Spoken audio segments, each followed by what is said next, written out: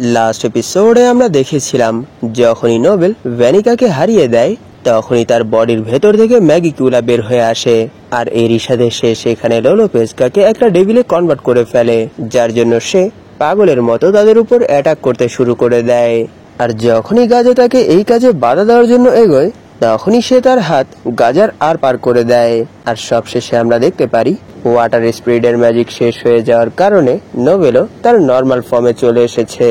এই এপিসোডের শুরুতে আমরা দেখতে পাই নোবেল তার নর্মাল ফর্মে চলে এসেছে, কিন্তু সে যদি এখানে তার সেন্ডি স্টেজের পাওয়ার ইউজ করেও ম্যাগিকিউলার উপর অ্যাটাক করে, এতেও এখানে সে ম্যাগিকিউলার উপর কোনো স্ক্র্যাচও দিতে পারবে না, কারণ সেই সব অ্যাটাক তো ম্যাগিকিউলার কাছেই পৌঁছতে পারবে না।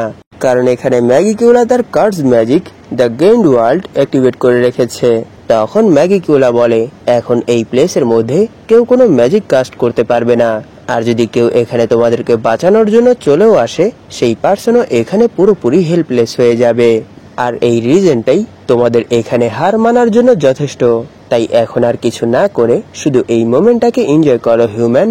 তখনই আমরা দেখতে পারি সেখানে লোলোপেজকা তার হাত গাজার আর পার করে রেখেছে। তখনই গাজা তার হাত লোলোপেজকার মাথায় রেখে বলে এতে বেশি ব্যথা পাবেন না, আমাকে এর জন্য প্লিজ ক্ষমা করে দিবেন কুইন লোলোপেজকা। এটা বলেই সে সেখানে ওনার মাথার উপর লাইটনিং ম্যাজিক ভুলসেরেনটা ইউজ করে, আর এই স্পেলের জন্য তিনি কিছু সেকেন্ড আর এখান থেকে একটুও মুভ করতে পারবেন না।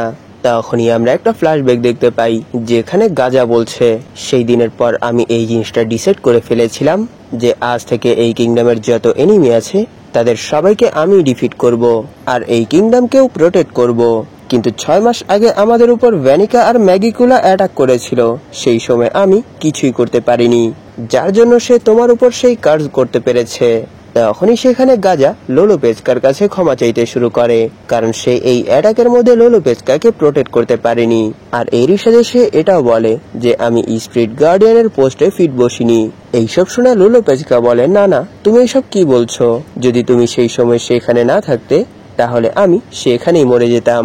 আর আমি এই জিনিসটা জেনেই অনেক বেশি খুশি হয়েছি যে এই অ্যাটাকের মধ্যেও এই কিংডমের মধ্যে মানুষরা হার্ট হয়নি, আর এই সব কিছুই শুধু তোমার জন্যই সম্ভব হয়েছে। এই সব শুনে গাজা ভাবছিল আমি এই কিংডমের মানুষদেরকে প্রোটেক্ট করেছি, এরই জন্য তুমি এই সময় এই টুইস্টেড শেপের মধ্যে আছো। আমি জানি এই সব কিছুই তোমার ইচ্ছার অধীনে হচ্ছে, আর এখানে তোমাকে ফোর্স করা হচ্ছে, যার কারণে তুমি এই সব কিছু করছো। সত্যি আমি স্পিরিট গার্ডিয়ানের পোস্টে একেবারেই ফিট বসি না, তাই আমি তোমাকে প্রোটেক্ট করব, আর এখানের কাউকে তোমাকে মারতে দেব না, আর তোমাকেও এখানের কাউকে মারতে দেব না, আর এখানে আমিও তোমার এই অ্যাটাকে মরবো না। আমি এখানে আমার বডিকেই ম্যাজিকে কনভার্ট করে ফেলবো, আর যে তোমার উপর এই কার্জ করেছে তাকেই পুরোপুরি ডিস্ট্রয় করে ফেলবো।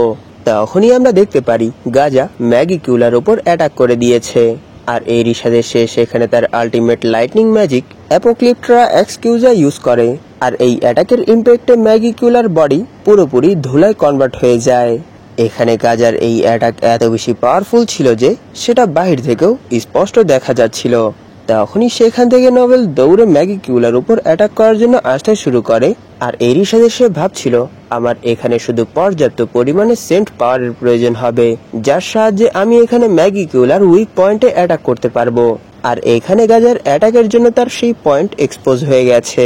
তখনই সে দেখতে পায় গাজার অবস্থা এই অ্যাটাকের জন্য পুরোপুরি খারাপ হয়ে গেছে, আর এরই সাথে আমরা সেখানে ম্যাগিকিউলার শ্যাডো দেখতে পাই।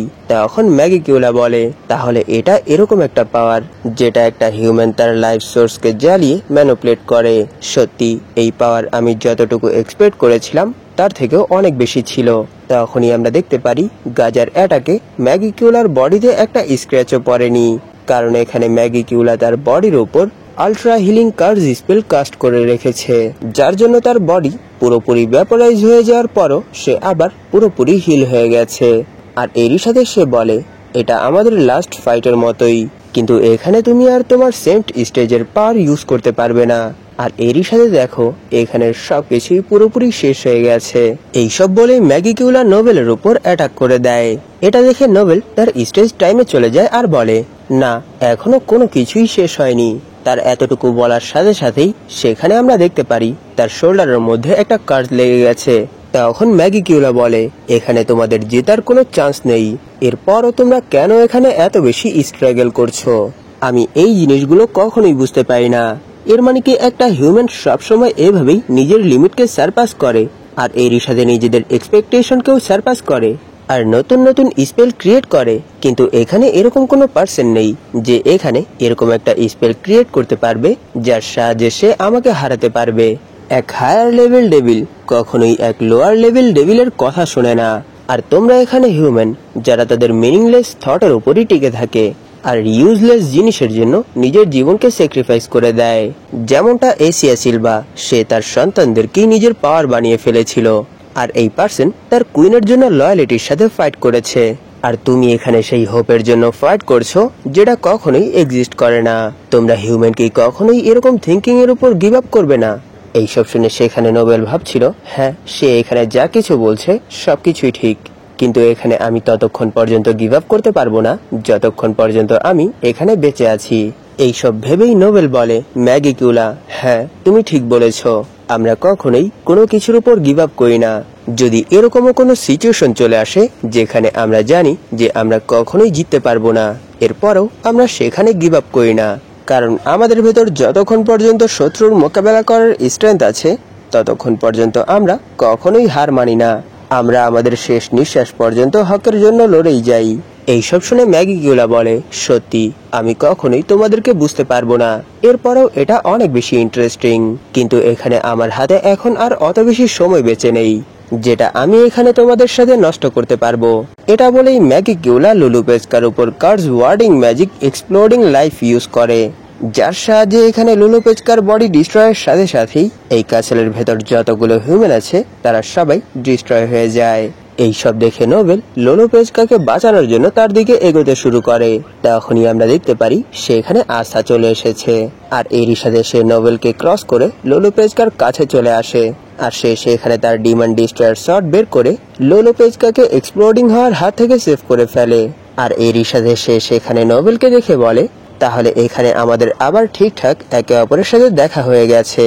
তাকে দেখে নোবেল অনেক বেশি খুশি হয়ে যায়, কারণ তাকে দেখার সাথে সাথেই নোবেলের ভেতর আবার এই ফাইটের জন্য সাহস চলে এসেছে। তাকে দেখে ম্যাগিকিউলা ভাবছিল, এই হিউম্যান কে, আর এই হিউম্যান কেমন। তখনই আমরা আবার আশাকে দেখতে পাই, সে লুলু পেস্কাকে ফাটার হাত থেকে বাঁচিয়ে ফেলেছে, কিন্তু এখনো তার উপর কার্স অ্যাক্টিভেট হয়ে আছে। তখনই সেখানে লিবে বলে, এটা কি করে হতে পারে, এখনো তো শুধু আন্ডারওয়ার্ল্ডের শুধু একটা মাত্রই গেট ওপেন হয়েছে, তাহলে এখানে এই সময় এই সুপ্রিম ডেভিল কি করছে? আমি এখানে তোমাকে সত্য বলছি, আমরা এখানে আমাদের ডেভিল ইউনিয়ন মুড ইউজ না করে তাকে কখনোই হারাতে পারবো না, এটা আমাদের জন্য পুরোপুরি ইম্পসিবল।